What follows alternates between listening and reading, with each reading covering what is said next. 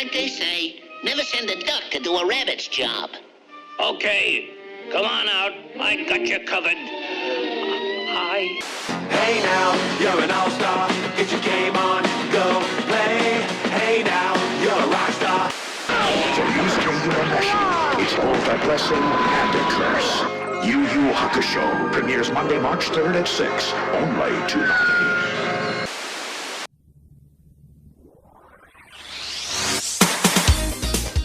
If you are watching this video, then more than likely you are familiar with the name Yoshihiro Togashi. But in case you are not, the quick rundown is this.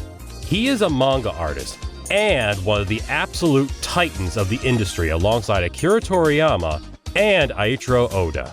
Even if you are not familiar with the name, you more than likely have encountered this man's work in some form or another. Undeniably, his two most famous works are between the action horror fantasy of Yu Yu Hakusho, which stars our favorite trash-talking delinquent Yusuke Urameshi. No good weeds like you should have been plucked a long time ago. You don't belong here. You shouldn't talk. It makes you sound stupid. Haven't seen this many freaks since that comic book convention. Earth the toddler, b****! You better speak now before I forever put that pacifier 10 inches down your throat! Along with the fantasy adventure and complex morality play of Hunter x Hunter, which has the prestigious distinction of being the only anime to have Killua Zoldyck. I've got the power! I'm from a family of assassins. It's getting kinda hectic. It's getting kinda hectic. It's getting kinda hectic. Oh, snap! Don't need the police, you're trying to save them. Your voice is sick, so peace. Stay off my back, or I will attack, and you don't want that. I've got the power! キルアってやっぱりすごいな。真顔で言うな。はずいだろ。 Okay, just to clarify, Hunter x Hunter has had 2 anime adaptations and a manga that has been infamously on and off serialization since the early 2000s because of Togashi's chronic health issues and his perfectionism. But we are not going to be talking about those 2 properties today. Well, okay, not directly. I'll explain. I can explain. Did you know that after Togashi's first serialized manga, but before he began work on his iconic Spirit Detective saga, he wrote a sports manga that went unpublished? The reason we know this is from the man himself, which can be read in Volume 1 of Yu Yu Hakusho. And oh boy, is it a wild one. The legendary manga of mine that never saw the light of day was called Trouble Quartet. It got rejected because, simply put, it wasn't interesting. Objectively speaking, that is. Personally, I really liked it. It was a weird sports manga with homosexual characters and cross-dressing. I may have turned off a lot of Weekly Shonen Jump readers just by explaining this much of the story. I wrote the script based on my own personal interests and was satisfied with it, but I couldn't work it up to a level where it would be commercially successful. Still, I grew deeply attached to it. I hope that one day, once I built a name for myself as a writer, I will see the day when this title is published in a different form. And to this day, this elusive and queer sports manga still remains unpublished.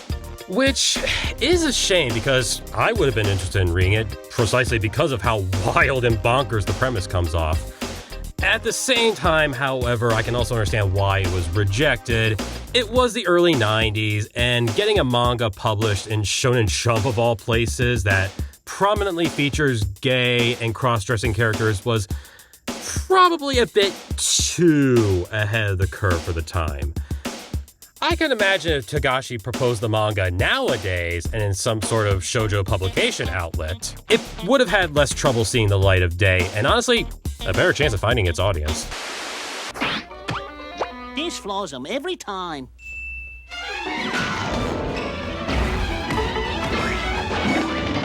Yoo-hoos! Now, for those who are surprised that Togashi, the man who would later make Yu Yu Hakusho, considered making a manga like this, it's actually not that surprising. It is well documented at this point that the man is very open-minded when it comes to LGBT stuff and loves playing around with concepts of gender. You can find queer elements and themes in both Yu Yu Hakusho and Hunter x Hunter, but that's a whole other rabbit hole in its own right. I'll put it this way. We are talking about a guy whose first serialized manga was a romantic comedy and has admitted himself that the design of Hiei was based off a character from the 70s manga containing elements of yaoi. Yaoi is a blend of emotion and beauty, involving two people whose love is looked down upon. The arc tries to show that all love is magical, like in Lisa Akimoto's piece. Aww. What? Also, take a look at this. Does this look familiar?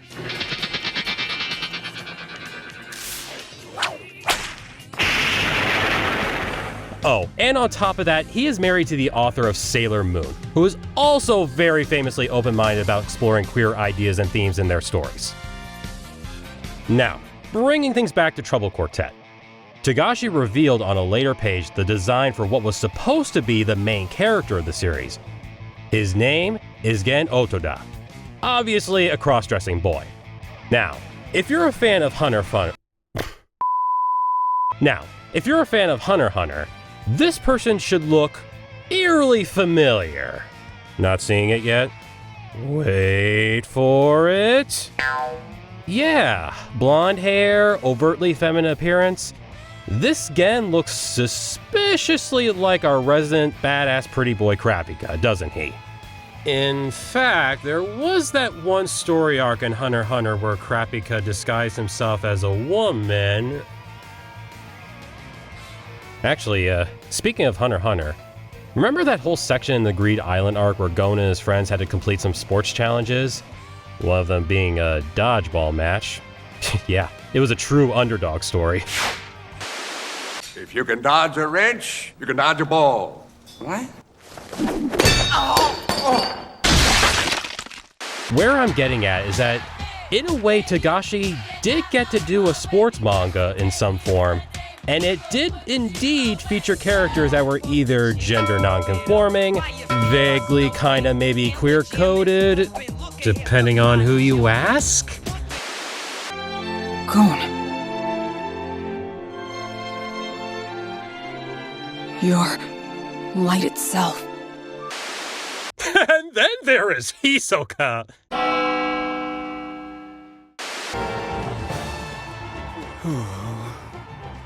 Don't look at me like that. It's really turning me on.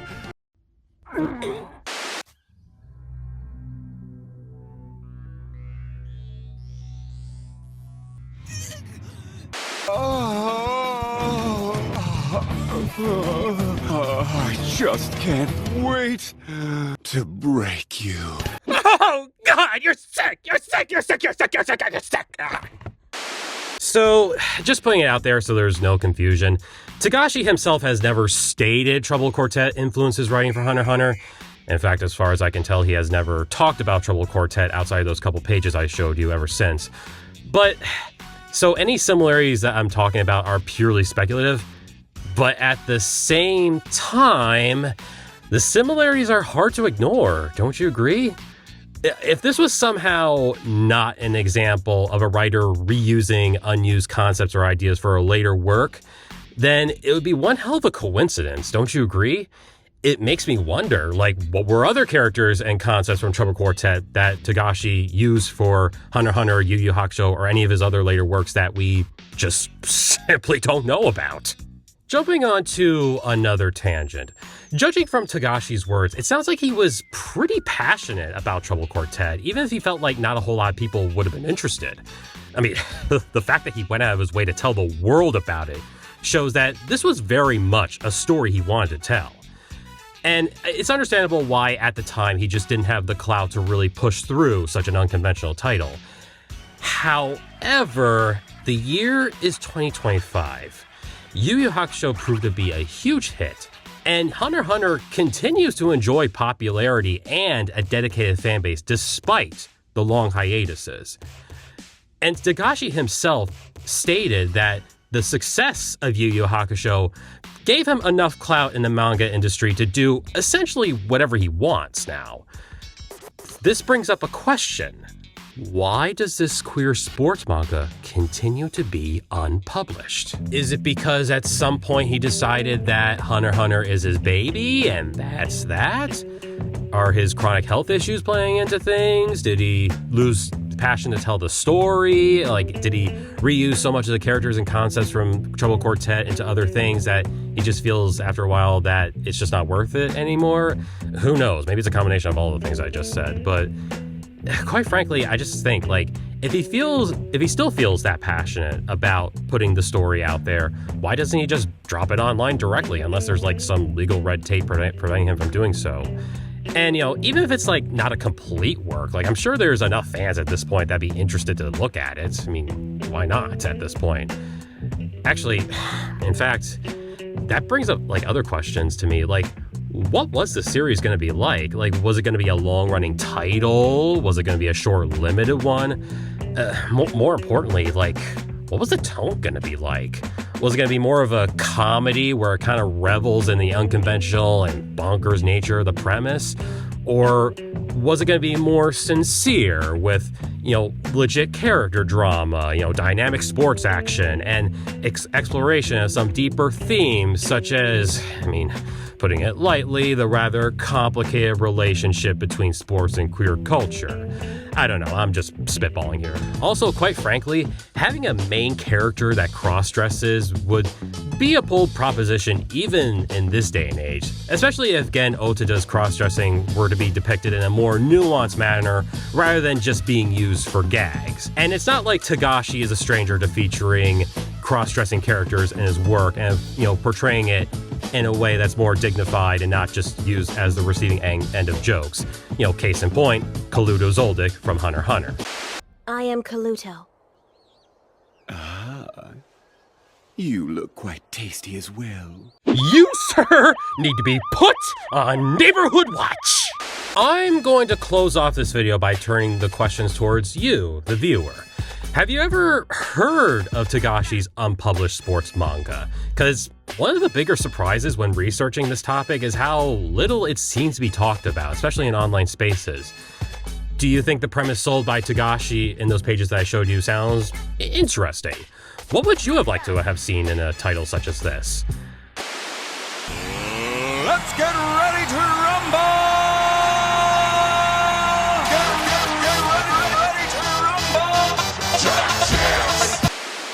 I hope you all enjoyed this video, and let me know if there are any other topics or unexpected media rabbit holes that you would like me to cover. Uh-oh, we're in trouble. Something's come along and it's burst our bubble. Yeah, yeah. I hope you enjoyed this video, and please click to subscribe.